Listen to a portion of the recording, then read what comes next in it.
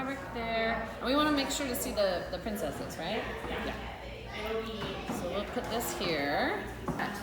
What? Check that out. Look how big it is too. Can we both hold it up like this?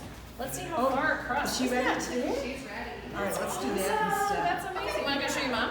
Essentially what I do is I put out a call in the beginning of the year saying, we need your donated fabric. So the idea is kind of creating a physical, I don't want to call it a quilt because it actually is not a quilt. It's a large scale fabric installation. And the idea is that it's a physical representation of community. Like, what does it mean to have, like, if every single person in town gave you a piece of fabric and you made it into a big piece? Do you see how big this is? This is 16 feet long. Do you know how many that is? Yeah, definitely. You come with me. Yeah, it's all you, man. Awesome. And then, when we get to here, we're going to put it on the table and we'll lock it down. You'll push the lock, push that.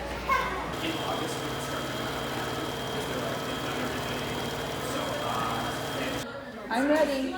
Pick it up and push it down.